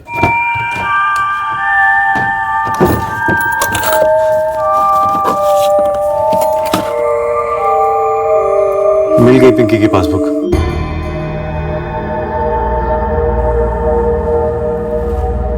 उस स्कीम के बारे में कुछ ना पूछो, स्कीम थी ऐसी, कोई मना नहीं कर सकता था। अच्छा, ऐसा क्या था? 2500 का मिक्सर ग्राइंडर 1250 रुपए में घर लेके जाओ। बोलो। अच्छा, ये योजना सिर्फ मिक्सर ग्राइंडर के लिए थी? नहीं नहीं, सिर्फ उसके लिए नहीं, दुनिया भर की जो भी चीजें हैं ना, उन सब के रंगारंग पोस्टर लगा देता था ये दिनेश ठग। शक्ल सूरत से भी एकदम अफसर जैसा लगता था, रोबीला।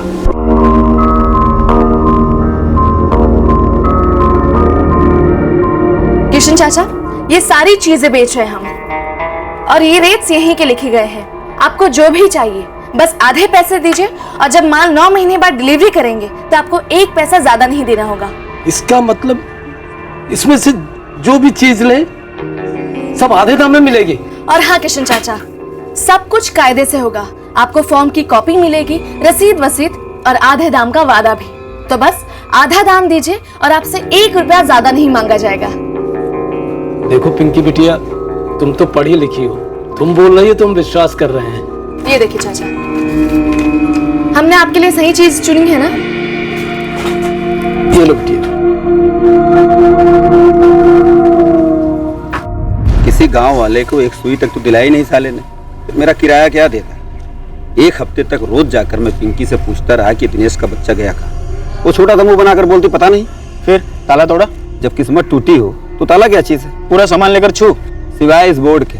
रद्दी वाले को बोला भैया और इसको लेके जा, आंखों में चुभता है ये, और वो अभी तक आया भी नहीं। दीवान जी, एक दो लोगों तो समझे, ये दिनेश उपाध्याय तो पूरे गांव को चूना लगा कर गया है। ये आधे दाम का जो लॉलीपॉप देकर गया, किसी को शक नहीं हुआ? किसी ने कुछ पूछा नहीं दिनेश से?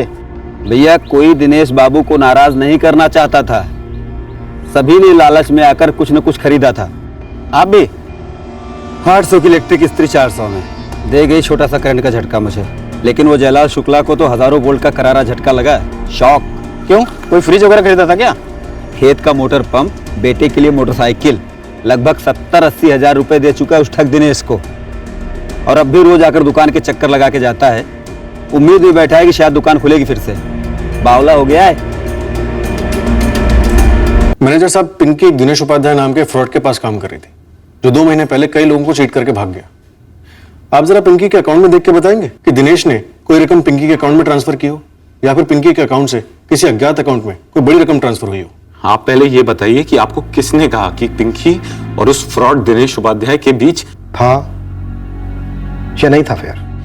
आप पहले ये बताइए, आपको बताया किसने? अरविंद, तुम्हारा दोस्त, पिंकी का दोस्त, तुम्हारी फैमिली का दोस्त। आप झूठ बोल रहे हैं। अगर ऐसा कुछ होता तो वो सबसे पहले मुझे बताता। पिंकी ने तुम्हें बताया था कि उसने कत्ल से 2 दिन पहले अपना नंबर क्यों चेंज किया? नहीं, बोल चुका हूं आपको। बोल चुके हो। अब जो मैं बोल रहा हूं वो सुनो। हमें लगता है पिंकी या तो दिनेश को अवॉइड कर रही थी या फिर गांव वालों को, इसलिए उसने अपना नंबर चेंज किया। नंबर चेंज करके कोई गांव वालों को कैसे अवॉइड कर सकता है भला? और वो दिनेश को क्यों अवॉइड करेगी सर? क्योंकि शायद जैसे गांव वालों का पैसा दिनेश के पास अटका था, ऐसे ही दिनेश का पैसा पिंकी के पास अटका हो। झूठ, सब झूठ है ये। तुम्हारे घर के 4 लोगों का मर्डर हुआ है, तुम्हारी दोनों बहनों के साथ गैंग रेप हुआ है, ये झूठ नहीं है। और ये भी झूठ नहीं है कि ब्रजभान और तुम्हारे अपने चाचा पंचम के साथ तुम्हारी फैमिली की दुश्मनी थी। ये भी झूठ नहीं है कि तुम्हारे पिता पेट्रोल का अवैध धंधा करते थे। ये भी झूठ नहीं है कि गांव वालों ने दिनेश की फ्रॉड स्कीम में पैसा सिर्फ और सिर्फ तुम्हारी बहन पिंकी के भरोसे लगाया था, और अब गांव वाले इस नुकसान का जिम्मेदार तुम्हारी बहन पिंकी को मान रहे थे। छोटी छोटी रकम भी मिलाओ तो 8-10 लाख कहीं नहीं गए। सर, एक जयलाल शुक्ला मिला था, मैक्सिमम उसका नुकसान हुआ है कुछ 80 हजार का। काफी परेशान लग रहा था। तो क्या सर कुछ ऐसी नाराज गांव वालों ने मिलकर बदला तो नहीं लिया पिंकी से और पूरे परिवार वालों से? और फिर पंचायत खौफ, ड्रामा और चक्का जाम की धमकी देकर ध्यान बटा रही हो। सर, आप जैसा कह रहे हैं उसके हिसाब से गांव का वो हर बंदा राडार में लाना होगा जिसको दिनेश ने चूना लगाया हो, और शायद पिंकी ने भी। लेकिन सर, पिंकी के बैंक अकाउंट में कोई भी अनयूजुअल रकम ना डिपॉजिट हुई और ना ही किसी दूसरे अकाउंट में कोई ट्रांसफर। त्रिपाठी, लगभग सारे ट्रांजैक्शन कैश में हुए। हो सकता है सारी रकम पिंकी के पास कलेक्ट हुई और पिंकी ने ये रकम दिनेश को ना दी। गुस्से में आकर दिनेश ने अपने आदमी भेजकर ये सब करवा दिया। इस वक्त हर एंगल धुंधला है अंकुश, लेकिन इतना साफ है कि इस कांड का कुछ ना कुछ पिंकी से लेना देना जरूर है। मेरी समझ में नहीं आ रहा है सर, ये सब मेरी पीठ पीछे हुआ जब मैं यहां नहीं था। ये बात भी उसी धुंध में फंसी है अंकुश। तुम्हारा लखनऊ जाना होता है और उसके ठीक 3 दिन बाद ये कांड हो जाता है। कहीं आप मुझ पर तो शक नहीं कर रहे हैं? हमारे पास कोई वजह नहीं है तुम पर शक ना करने की। सर, अपनी फैमिली का मैं इकलौता मेंबर बचा हूं अब, और इकलौते वारिस भी, इसीलिए शक के दायरे में हो। पर तुम इकलौते नहीं हो। हमारी उंगलियां और भी कई जगह उठ रही हैं, इशारा भी कर रही हैं, पर किसी एक जगह पे टिक नहीं रही। इसलिए तुम सबको चेतावनी है हमारी कि हमसे कुछ भी छुपाने की बेवकूफी मत करना, क्योंकि हम धुंध के हटने का इंतजार नहीं करते, बल्कि खुद धुंध हटाकर मुजरिम को रोशनी में ले आते हैं।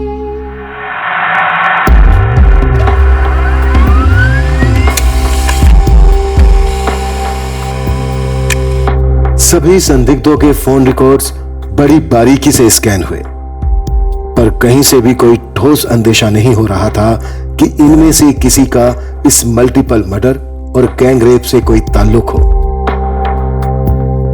गांव में जिन जिन लोगों ने दिनेश की स्कीम में पैसा खोया था, उन सभी पर अब हमारी कड़ी नजर थी। यह एंगल भी आगे बढ़ नहीं पाया था कि पंचम जायसवाल ने यह काम किसी दूसरे को सौंपा हो। दिनेश उपाध्याय को ढूंढने में जमीन आसमान एक किया जा रहा था। वो अब इस केस में संदिग्ध नंबर 1 था। केस की शुरुआत में हमारे पहले मुख्य संदिग्ध बृजभान शर्मा और उसके बेटों की जमानत हुई, पर वो अब भी हमारे संदिग्धों की लिस्ट में मौजूद थे।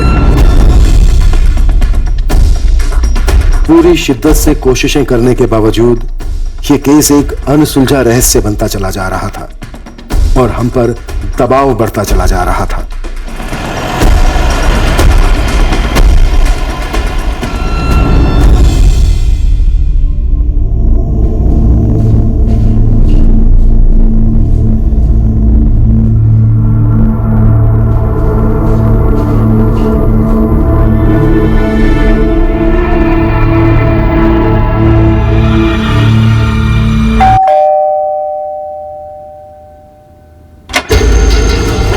नरसंहार के लगभग 1 महीने बाद दिल्ली में दिनेश उपाध्याय पकड़ा गया, पर इस केस के लिए दिल्ली अभी भी बहुत दूर थी। दिनेश उपाध्याय हमारा गुनहगार है, पहले आप उसे हमारे हवाले कीजिए। सबसे पहले हमें गांव के एक आदमी का पैसा वसूलना है, सूद समेत। हमारे हवाले कीजिए दिनेश उपाध्याय को। ऐसा चाहिए हमारे हवाले कीजिए, हमारे गुनहगार हवाले कीजिए। आपको हमारे हवाले करना ही पड़ेगा दिनेश उपाध्याय को, हमारे हवाले करना ही पड़ेगा। दिनेश उपाध्याय कौन होते हैं आप लोग? हाँ, कौन होते हैं आप लोग? ये आजकल फैशन हो गया क्या, कानून अपने हाथ में लेकर सड़कों पर अदालतें चलाना? कान खोलकर सुन लीजिए सबके सब, दिनेश उपाध्याय इस वक्त हमारी हिरासत में है। आप लोगों के साथ हुआ पैसों का फ्रॉड, जायसवाल परिवार की हत्या और भी कई केसेस होंगे। इन सब केसेस में दिनेश उपाध्याय से पूछताछ की जाएगी। तो क्या उससे हमारे लूटे गए पैसे वापस मिल जाएंगे? दोषियों से पैसे वापस दिलवाना अदालत का काम। इस वक्त हमारा काम है दिनेश उपाध्याय के खिलाफ तगड़ा केस बनाना, जिस पर हम काम कर रहे हैं। लेकिन आप लोगों के इस रवैये से हमारे काम में अड़चन हो रही है, ये कब समझेंगे आप लोग? अभी शांत होकर शांति से आप लोग अपने अपने घर जाइए। तो किसी चार्ज के लिए मना भी करेगा ना, तो भी हम तेरी जमानत की एप्लीकेशन का विरोध नहीं करेंगे। पता है क्यों? क्योंकि गांव वाले तेरा बेसब्री से इंतजार कर रहे हैं। तेरा एक एक पुर्जा खोल कर रख देंगे। बाहर ही खड़े हैं। मैं किसी भी चार्ज के लिए मना नहीं कर रहा हूं। हाँ, मैं एक पेशेवर फ्रॉड हूं। इस हरियापुर गांव के अलावा मैंने और भी कई गांव में लोगों को ठगा है। इस भ्रम में मत रहना दिनेश। इस सारी डीलिंग कैश में हुई है तो केस कमजोर बनेगा। मैं किसी भ्रम में नहीं हूं सर, बल्कि पिछले कुछ सालों से मैं तैयार भी था कि एक ना एक दिन तो जरूर पकड़ा जाऊंगा ही। कोर्ट, जेल, मैं सबके लिए तैयार हूं और अपने सारे के सारे फ्रॉड में कबूल कर लूंगा। 4 मर्डर और 2 रेप केस, ये कौन कबूल करेगा? आप लोग कितनी भी कोशिश कर लीजिए, लेकिन जो मैंने नहीं किया है वो मेरे ऊपर नहीं चिपकेगा। मैंने अप्रैल में हरियापुर गांव छोड़ा था सर। अब अगस्त में आप लोग मुझे यहां वापस लेकर आए। इस बीच पूरे टाइम में दिल्ली में ही था। किस गैंग को दिल्ली में सुपारी दी तूने? इंस्पेक्टर साहब, आपकी ये जो थ्योरी है कि पिंकी ने मेरे पैसे मारे और मैंने इस तरह से पिंकी से बदला लिया, ये सरासर गलत है। पिंकी और तेरा अफेयर था, ये भी गलत है। 100% गलत है मैडम। वो बेचारी तो एक कॉलेज की लड़की थी, होनहार थी। मैंने पिंकी के टैलेंट को स्पॉट किया सर। तुझे हमारे टैलेंट का भी अंदाजा नहीं है दिनेश, कि झूठी कहानियां हमें बेचने की ट्राई मत करना। सर, पिंकी ने मेरे साथ कोई धोखा नहीं किया है। पर तूने पिंकी को नुकसान पहुंचाया, पूरे पैसे लूटे, यहां से भाग गया, पिंकी को अकेले छोड़ दिया पूरे गांव वालों का सामना करने के लिए। जी हाँ, और इसीलिए पिंकी मुझे बार बार फोन कर रही थी सर। उसके पास मेरा दूसरा नंबर था। दिनेश सर, 2 घंटे से आपका फोन ट्राई कर रही हूँ, आप फोन क्यों नहीं उठा रहे हैं? मैं बहुत बड़ी प्रॉब्लम में हूँ, गांव वाले परेशान कर रहे हैं मुझे। देख पिंकी, मैं अपना ये नंबर भी बदलने वाला हूँ। मतलब लोग सच कह रहे हैं, आप वाकई उनके पैसे लेकर फरार हो गए? मैंने तुम्हारी सैलरी एक दिन भी कभी डिले की है क्या? बल्कि ऊपर से बोनस भी दिया है तुम्हें। देखो पिंकी, तुम इस सब में मत पड़ो। मैं कोई भी प्रॉब्लम में नहीं पड़ना चाहती। यहाँ गांव वाले मेरा गला पकड़ेंगे क्योंकि उन्होंने मेरे कहने पे आपको पैसे दिए चीजों के लिए। टेंशन मत लो पिंकी, मैं कह रहा हूँ ना, अपना नंबर बदल दो। घर भी चेंज कर दूं, गांव भी? पिंकी, ये सारे गांव वालों को ना एक स्टैंडर्ड जवाब दे दो। बोलो कि मुझे नहीं पता दिनेश सर कहाँ चले गए। बल्कि मैं तो कह रहा हूँ ऊपर से ये भी बोल देना कि मेरी खुद की भी 3-4 महीने की सैलरी पेंडिंग है। कुछ वक्त में सब भूल जाए और जिंदगी यूं ही चलती रहेगी, रूटीन। और अपना हाँ नंबर आज ही चेंज कर दो, ठीक है? इससे ज्यादा तुम्हें कहने के लिए मेरे पास और कुछ नहीं। So good luck. Sir cheating करना मेरे खून में है। आज तक मैंने बहुत से लोगों के साथ धोखा किया है, लेकिन अगर कोई मेरे साथ धोखा करता है तो इतने भयंकर तरीके से मैं उससे बदला नहीं लेता हूं सर। धोखा देना, धोखा खाना हिस्सा है इस खेल का। पैसों का धोखा, दिल का धोखा, सब एक है तेरे लिए। इंस्पेक्टर साहब, ये दिल विल जैसी कमजोरियां मैं पालता ही नहीं हूं। मैं आपसे फिर कह रहा हूं कि पिंकी के साथ मेरा कोई चक्कर नहीं चल रहा था। वो एक होनहार सेल्स गर्ल थी जो मेरी स्कीम्स को गांव वालों को हार्ड सेल किया करती थी। और रही बात पैसों की, तो इंस्पेक्टर साहब पिंकी ने एक पैसे का नुकसान नहीं पहुंचाया मुझे। लेकिन पिंकी को काफी नुकसान पहुंचा, उसकी बहन रंजना को नुकसान पहुंचा, उसके मां बाप को नुकसान पहुंचा। इन चारों को हम कॉम्पनसेशन तो नहीं दिलवा सकते, लेकिन इनके गुनहगारों को सजा जरूर दिलवाएंगे। तेरे मुंह से सब कुछ उगलवाएंगे सरोज। आप सही कह रहे हैं सर। आपके टॉर्चर से घबराकर मैं कबूल कर लूंगा एक ऐसा गुनाह जिससे मेरा कोई वास्ता नहीं है। लेकिन आप लोग खुद ही सोचिए सर, इससे क्या आपका असली केस सॉल्व हो पाएगा? वो जो असली कातिल है वो तो बाहर खुला घूमता रहेगा ना। आप जैसे काबिल ऑफिसर्स के नाम के चुटकुले सुनाता रहेगा अपने दोस्तों को। कैश में इसलिए डील करता हूं ताकि केस बनाना मुश्किल हो, मुझे ट्रेस करना मुश्किल हो। ये 4 मर्डर्स, 2 गैंग रेप, इतना बड़ा अटेंशन मैं अपने ऊपर क्यों मोल लूंगा सर? Common sense. सर ये दिनेश बड़ी स्टैंडर्ड बातें कर तो रहा है, पर उस पर भरोसा नहीं किया जा सकता। लेकिन सर ये बंदा रेप और मर्डर करने वाला लगता भी नहीं है। क्या ब्रजभान और उसके दोनों बेटे ऐसे लगते हैं? क्या सोहन जायसवाल का भाई पंचम जायसवाल ऐसा लगता है? क्या सारे गांव वाले ऐसे लगते हैं जिन्हें दिनेश ने ठगा था और उन्होंने दिनेश का गुस्सा पिंकी और उसके परिवार पर निकाला हो? क्या अंकुश ऐसा लगता है कि उसने अपनी पूरी फैमिली का सफाया कर दिया? सर अंकुश जायसवाल का कोई पारिवारिक मसला सामने नहीं आया। हमारे बाकी संदिग्धों के मसले तो सामने आए हैं, लेकिन कोई सुराग नहीं। सर सबकी स्टैंडर्ड लाइन है कि ये काम हमने नहीं किया और ऐसा घिनौना काम हम कर ही नहीं सकते। पर सब कुछ ना कुछ छिपाते आए। अब सवाल यह है कि जायसवाल फैमिली के किसी सदस्य से रंजिश वाले ने भी ये नहीं किया है, तो फिर कौन? हमारा पहला डकैती वाला एंगल भी कहीं फिट नहीं बैठ रहा है, तो सवाल जस का तस है, कौन? सोहन और गायत्री जायसवाल को उन्हीं के बेडरूम में उन्हीं के बिस्तर पर मार डाला गया। शायद नींद में उनके ऊपर अटैक किया गया। उसके बाद इन दोनों लड़कियों पिंकी और रंजना के साथ गैंगरेप किया गया होगा और उसके बाद मर्डर। सर पिंकी और रंजना इन दोनों में से किसी एक ने दरवाजा खोला होगा। पूरे चांसेस हैं कि गुनहगारों में से कोई एक जान पहचान का था। सर वो पेट्रोल का कैन, मैं बार बार उस पर आके अटक जाता। अंकुश और गांव के कई लोगों ने बोला है कि गांव में अगर एकाएक किसी को पेट्रोल की जरूरत पड़े तो सोहन जायसवाल के पास से मिल जाता था। पर सर अंकुश ने यह भी बोला था कि अगर किसी को पेट्रोल की जरूरत होती थी तो वो फोन करके बोल देते थे। पेट्रोल की डिलीवरी हमेशा दुकान से होती थी, घर से नहीं, ऐसा क्लियरली कहा है अंकुश ने। सर हो सकता है किसी एक्सेप्शनल केस में पेट्रोल का ऑर्डर दुकान के बंद होने के बाद घर से पिकअप होने वाला, या शायद इस केस में होने वाला। तो फिर हमारे संदिग्धों में से ये एक्सेप्शनल केस कौन हो सकता है जिसे पेट्रोल चाहिए था? सर पंचम के पिछले 2 साल से सोहन जायसवाल से कोई बात नहीं हुई। मैंने कॉल रिकॉर्ड चेक किए, सब क्लियर है। सर शायद पंचम उस रात पर्सनली आए हो अपने भाई से बात करने और सुलह करने के बहाने उसने बात पेट्रोल को लेकर शुरू की। केस अब हमें गोल गोल चक्कर कटवा रहा था। कोई क्लियर मोटिव नजर आने के बजाय मौजूदा सारे मोटिव्स और धुंधले नजर आने लगे थे। हम सारे संदिग्धों से बार बार वही सवाल करने लगे थे। उम्मीद यही थी कि इनमें से कम कोई एक अपने बयान से कुछ अलग कहे और हम उसके झूठ को पकड़ लें ताकि इस केस का सच सामने आए। क्राइम सीन के पास के टर्म डेटा से भी हमें किसी की सस्पिशियस प्रेजेंस का अंदेशा नहीं मिला जो उस रात वहां मौजूद हो सकता था। नाकामयाबी के भंवर में हम मानो हर बहते तिनके से लटक रहे थे, पर एक ऐसा तिनका आखिरकार हाथ लगा जो हमारे केस को किनारे ले आने वाला था।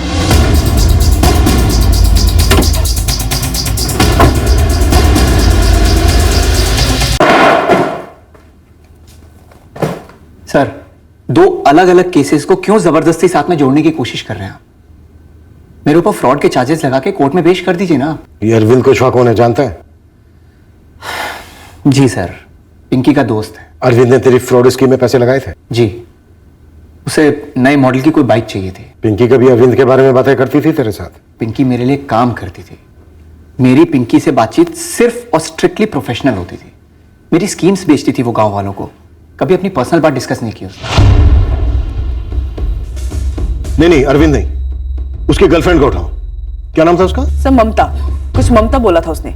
गर्लफ्रेंड ममता है, ममता त्रिवेदी। 6 जून को मेरी उससे भी कई बार बात हुई। अब हम ममता से बात करें। उठा लो उसे। Okay sir. त्रिपाठी, पता नहीं क्यों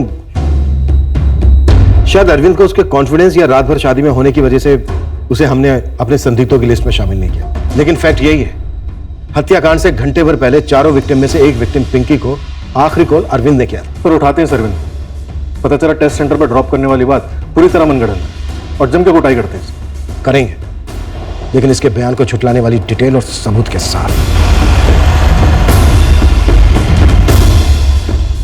हाँ मैडम, मैं पिंकी जायसवाल को जानती थी, लेकिन आप मुझसे क्या पूछना चाहती है? तुम पिंकी को कितने अच्छे से जानती थी? उससे बात होती थी या नहीं होती थी? और मिलती थी तो कब और कहाँ? नहीं, मैं पिंकी से मिली विली नहीं। ना ही हम एक कॉलेज के थे और ना ही गांव के। पर ममता, तुमने पिंकी के बारे में शायद सुना होगा अपने बॉयफ्रेंड अरविंद से।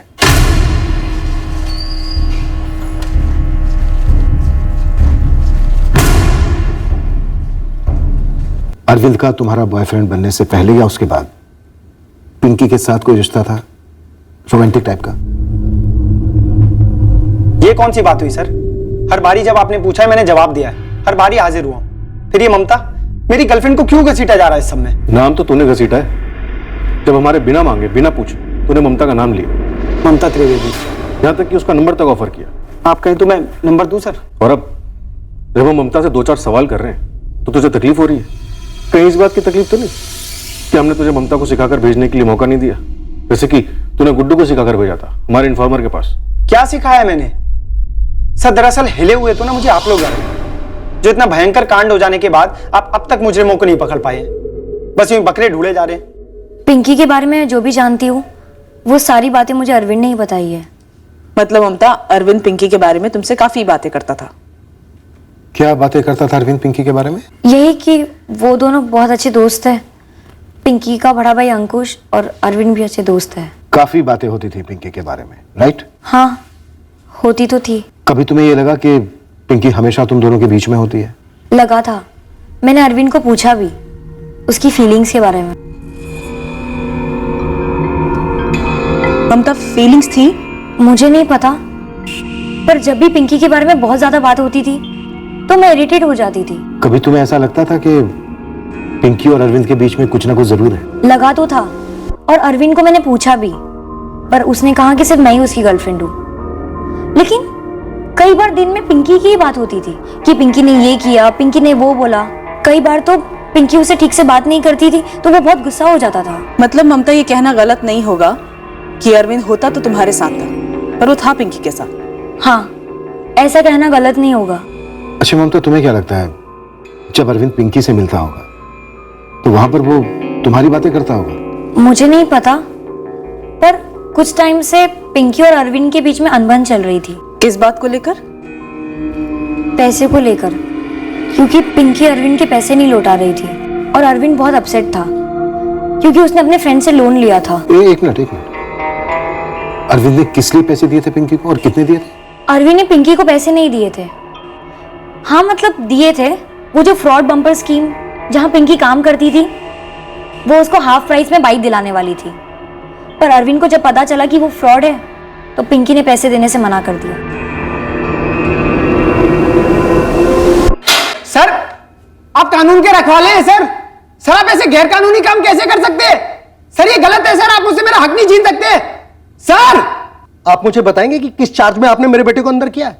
फिलहाल आपके बेटे से पूछताछ की जा रही है। मेरा बेटा अरविंद जायसवाल परिवार के करीबी था और आप उस पर शक कर रहे हैं? जी। अंकुश उसको फंसा रहा है, झूठी उंगली उठा रहा है उस पर। देखिए, सच और झूठ का फैसला तो अदालत करेगी। सच ये है कि अरविंद रात भर शादी में था, मेरे और बाकी बारातियों की आंखों के सामने। सर, मैंने पहले भी आपसे बोला है, हम तीनों पूरी रात मेरी बहन की शादी में काम कर रहे थे। मैं, अरविंद और ये गुड्डू। गुड्डू, पहले तूने कहा था कि अरविंद पिंकी के बारे में कुछ जानता है, और जैसे ही हम अरविंद के पास पहुंचे उसने दिनेश उपाध्याय वाला एंगल चिपका दिया। ये खबर तूने अरविंद के कहने पर दी थी ना? नहीं सर, वो आपका बंदा आया था, बोला कि वो आपके साथ काम कर रहा है, उसे जानकारी चाहिए थी। सर, मैं तो बस आपकी हेल्प कर रहा था। सच बताना, एकदम सच। ये अरविंद रात भर शादी में ही था या अपनी शादी छोड़कर कहीं बाहर गया था 1 आध घंटे के लिए? नहीं सर, हम तीनों पूरी रात साथ में थे, मंडप में। वो सवेरे विदाई से पहले जैसे ही हमारे पास ये खबर पहुंची हरियापुर से मैं और अरविंद सीधा निकल गए सोहन अंकल के घर। सर मैं नहीं जा पाया, सुबह 9:30 बजे मेरी बहन की विदाई थी, इसलिए। हाँ जी, आजकल कौन सी शादी में वीडियो नहीं बनता। बारात का आना, शादी की रस्म, विदाई, पूरे फंक्शन की वीडियो रिकॉर्डिंग चाहिए मुझे। अमिता की शादी की सीढ़ी तो अभी आई नहीं, उसके ससुराल में है। कहाँ उसका ससुराल? जी मुरादाबाद। तो मुरादाबाद से तुरंत मंगवा लीजिए। सर बारात रात 11 बजे पहुंची, फिर हम मेहमान नवाजी में लग गए, खाना वाना हुआ और रात के करीब 2 बजे शादी हुई। सर एक सेकंड भी ऐसा नहीं था जब अरविंद वहां नहीं था। ये अरविंद का पिंकी या रंजना के साथ कोई चक्कर वक्कर था? सर ये आप क्या पूछ रहे हैं? अरविंद और पिंकी का कोई चक्कर नहीं था। अरविंद की गर्लफ्रेंड है ममता, हमारे गांव की है। सर पिंकी और रंजना तो अरविंद की बहनें जैसे थी। वो लोग अरविंद, पिंकी, रंजना सब साथ साथ बड़े हुए थे। अरविंद के फादर मोहन जी से कह दो, शादी की सीडी वेरीफाई होने तक अरविंद हमारे पास रहेगा। सर शादी की सीडी कल सुबह तक आएगी मुरादाबाद से। सर दिलीप और गुड्डू के पीछे एक एक बंदा लगवा दिया, खास दोस्त है अरविंद के, इन दोस्ती में से बचा तो नहीं रहे। शादी की सीडी आने दो, देखते हैं अरविंद फुल टाइम शादी में था या फिर बीच में थोड़ी देर के लिए गायब हुआ था।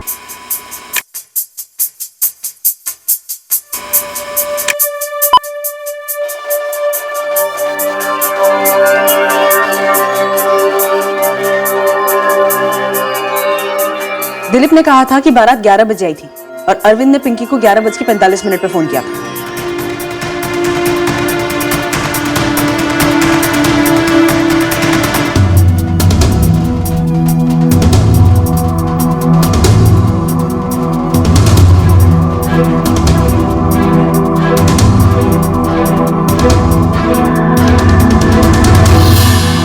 तो शादी हो रही है, रात के शायद 2 बजे होंगे और अरविंद अभी शादी में मौजूद है।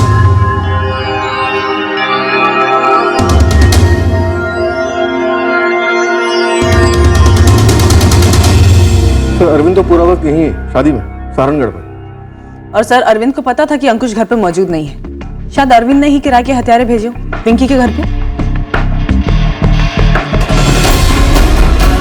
बस करो, ये देखो इन्होंने कपड़े बदले हैं।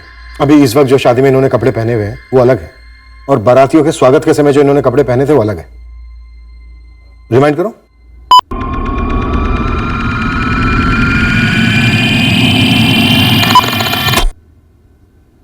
अब वापस फॉरवर्ड करो।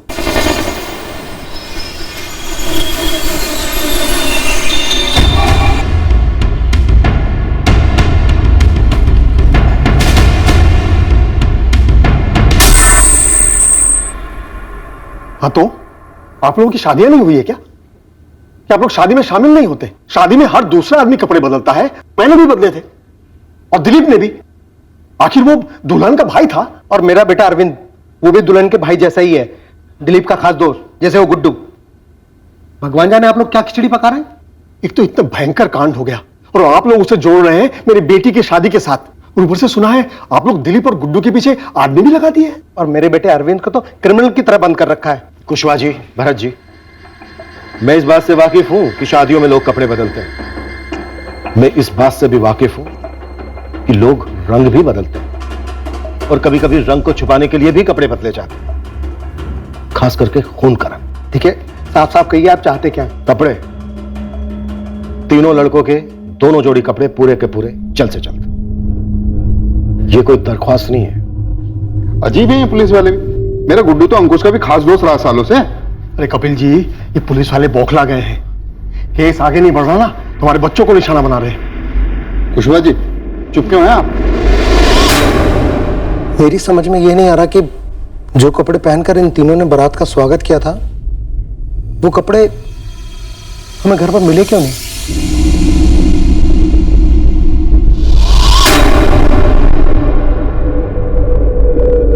ये कपड़े वो हैं जो तुम तीनों ने शादी के वक्त पहने थे, लेकिन बारात वाले कपड़े तुम तीनों के घरों में नहीं मिले। तुम तीनों के घर की तलाशी के वक्त हमें नहीं मिले। दिलीप और गुड्डू, तुम दोनों तो तलाशी के वक्त मौजूद भी थे। कहां भेजे कपड़े? पापू की लॉन्ड्री में। सोचा पाप के साथ साथ खून के धब्बे भी धुल जाएंगे, कभी पकड़े नहीं जाएंगे। सर जो बात मैंने आपके आदमी से कही थी कि अरविंद पिंकी के बारे में कुछ और भी जानता है, वो बात अरविंद ने खुद मुझे उस आदमी से कहने को कहा था। ये तो हम जानते हैं बेटा, ये बता कि कपड़े छुपाने के लिए भी इस अरविंद ने कहा था? सर हमारी किसी से दुश्मनी नहीं थी। उसकी फैमिली को तो हम करीब से जानते भी नहीं थे, खासकर उन दोनों बहनों को। तो तुम दोनों के कहने का मतलब यह है कि सब कुछ क्या करा है इस अरविंद का ही है?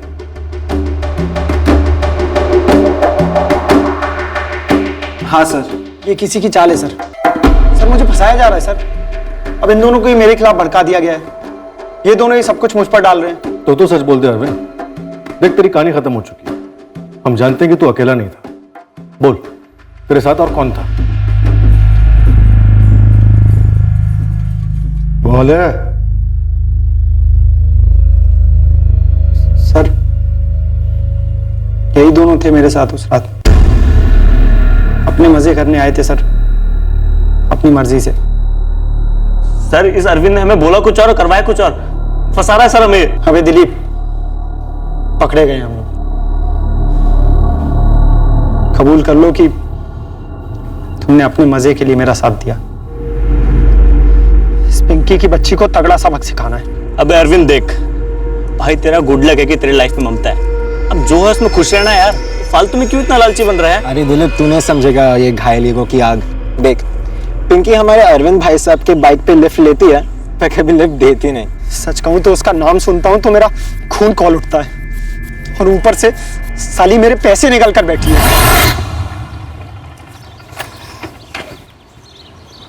अरविंद, मैंने तुम्हें पहले भी अच्छे से कहा है, अब साफ साफ कह रही, मुझे तुम्हारे किसी भी बातों के लिए कोई टाइम नहीं है। पिंकी तुम हमेशा इतना तीखा क्यों बोलती हो मुझसे? क्योंकि तुम एक्स्ट्रा स्वीट बोलते हो, बनते हो। देखो अरविंद, मैं ईमानदारी से कह रही हूँ, नो, मुझे तुम में या किसी भी लड़के में कोई इंटरेस्ट नहीं। फिलहाल तो मेरा इंटरेस्ट पढ़ाई में है, अपने काम पर है। पर तुम समझते ही नहीं हो, गोल गोल जलेबी की तरह लगे रहते हो, छासनी की तरह चिपके रहते हो। बाइक पर तो खूब चिपकती हो मुझसे। मैं क्या जबरदस्ती तुम्हारे बाइक पर बैठती हूँ? वो तो तुम अंकुश भैया के दोस्त हो, मम्मी पापा के सामने स्वीट बॉय बनते हो। और मैंने भी तुम्हें हमेशा दोस्त की तरह समझा है, तुम्हें भाई टाइप। लेकिन तू प्रपोज करके अपना मुंह और मेरे कान खट्टे क्यों करते रहते हो? तो जब देखो तब तो मेरी इंसल्ट करती रहती हो, और ऊपर से मेरे 20,000 खाकर बैठी हो उस बम्पर योजना की आड़ में। दिमाग मत खराब कर अरविंद। क्या तू भूखा मर रहा है उन पैसों के बगैर? क्या मैंने तेरे जेब में हाथ डालकर वो पैसे निकाले थे? लेकिन तू काम तो करती थी ना उस ऑफिस में, जानती थी ना तू कि वो कुत्ता दिनेश उपाध्याय फ्रॉड है। अरे कम से कम मुझे तो बता सकती थी ना। मैं तेरे प्रपोज करने पे तुझे डांट देती हूँ तो तू पैसों की रट लगाना शुरू कर देता है। देख, मैंने तुझे कई बार कहा है कि दिनेश उपाध्याय फ्रॉड था, ये बात मुझे भी नहीं पता था। उसने तेरे साथ साथ कई लोगों को चुना लगा गया है, उसने मुझे भी धोखा दिया है। और हाँ, टेस्ट के बाद मुझे लेने मत आना, और आज के बाद से मैं तेरे बाइक पर कभी नहीं बैठूंगी। बाइक पर तो तू बैठेगी मेरी, आऊंगा मैं तुझे लेने टेस्ट के बाद। जब मैं वहां पहुंचा तो ऑटो लेकर निकल गई। इतना गुरूर साली का हमेशा के लिए तोड़ना है मुझे। यार ये सब करके क्या मिलेगा? और अंकुश तेरा दोस्त है। पर अंकुश इस वक्त यहाँ नहीं है। तो देखो यार, मुझे सिर्फ पिंकी से मतलब है, मुझे उसको सबक सिखाना है। उसकी छोटी बहन है रंजना, थोड़ी कच्ची है पर बुरी नहीं है। तुम लोग उसको एंजॉय करना, क्या कहते हो?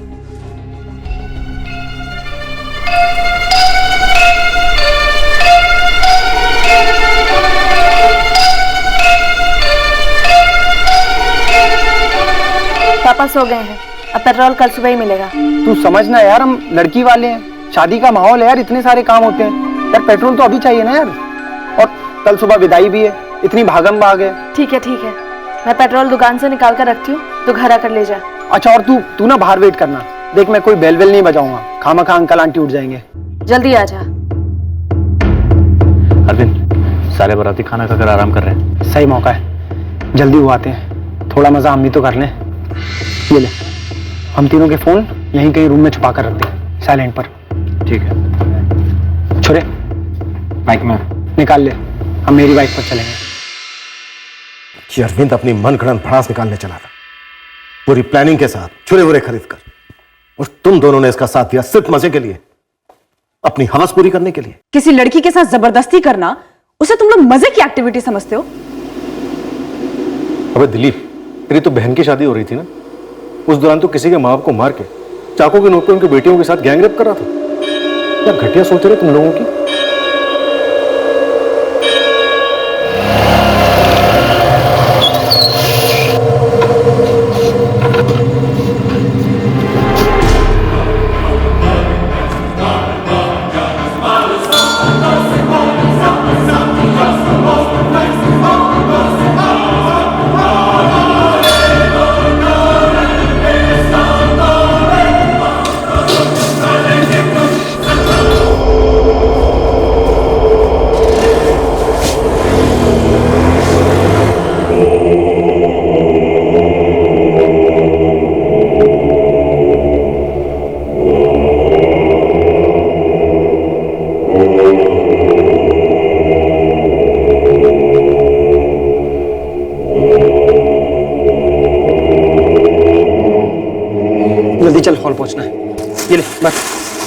चल आजा। छुरे खरीदना, कपड़े बदलना, ये सब कुछ पहले से प्लान था या फिर उसी शाम को प्लान बना? हाँ सर था। मतलब तुम लोगों में पहले से कोई कंफ्यूजन नहीं था, सब पहले से तय था। वो छुरे और कपड़े कहाँ हैं? दिलीप के घर के पीछे।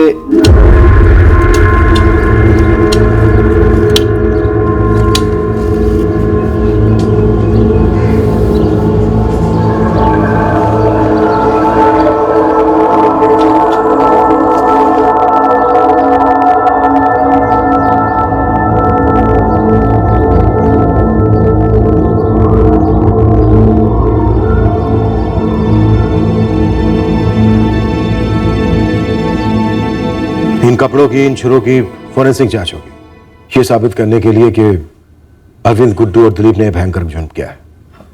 साहब गलती हो गई उनसे। मर्डर और गैंग रेप किए हैं आपके बेटे और उसके दोस्तों ने। ये गलती नहीं, गुनाह है। मानते हैं सर जी, पर जरूर इस अरविंद ने मेरे बेटे को उकसाया होगा। हाँ सर, मेरे दिलीप को भी, वरना आज तक तो उसने किसी को एक थप्पड़ तक नहीं मारा सर। अरे सर, अब ये लोग सब कुछ मेरे बच्चे पे डाल रहे हैं सर। बस कुशवाहा जी, कपिल जी, भरत जी, झूठ मत बोलिए अपने आप से। इस कड़वे सच का सामना कीजिए। आप तीनों के बेटे इस घिनौने जुर्म में बराबर के साथीदार थे। अरविंद अपने आप को विक्टिम समझकर अपने अंदर की भड़ास निकाल रहा था। दिलीप और गुड्डू अपने अंदर की विकृति की आग बुझा रहे थे। और आपका बेटा दिलीप, वो तो अपनी बहन की शादी छोड़कर इस गुनाह में शरीक हुआ। ये तीनों गुनहगार हैं जायसवाल फैमिली के, कानून के। 21-22 साल के पढ़े लिखे अच्छे घरों के इन लड़कों ने इतने विकृत जुर्म को अंजाम दिया, ये सुनकर ही सबके होश उड़ गए थे। वो लोग भी हिल गए जिनकी जायसवाल परिवार से रंजिश रही थी। गांव वाले जो अब तक जुर्म के रहस्य से आतंकित थे, अब सच जानकर मायूसी और शौक के माहौल में डूब गए। दिनेश उपाध्याय ने और कहां अपनी फ्रॉड स्कीम के जरिए लोगों को ठगा और उनके पैसे लूटे, उसकी जांच हो रही है।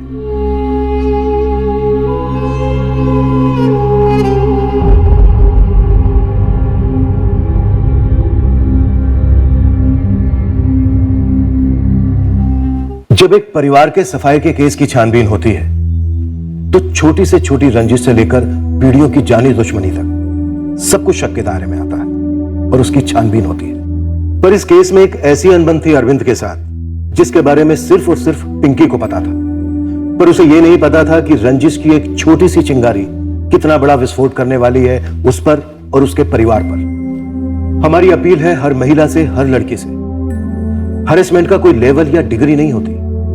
पहली बार ऐसा कुछ होते ही तुरंत रिपोर्ट करनी चाहिए। ये कोई लोगों में डर पैदा करने का प्रयास बिल्कुल नहीं है, बस एक सिंपल कदम है औरतों की सेफ्टी के लिए। रिजेक्शन का असर किसके दिमाग में कैसा हो रहा है ये जज करना आसान नहीं है, जैसा कि अरविंद के केस में। साथ ही किसके दिमाग में किस तरह की अमानवीय विकृति पनप रही है ये भांपना भी आसान नहीं है, जैसे कि इस केस में दिलीप और गुड्डू, जो बस अपने दोस्त का साथ देने गए इन मर्डर्स में सिर्फ इसलिए ताकि उन्हें क्रूर तरीके से अपनी हवस पूरी करने का मौका मिले।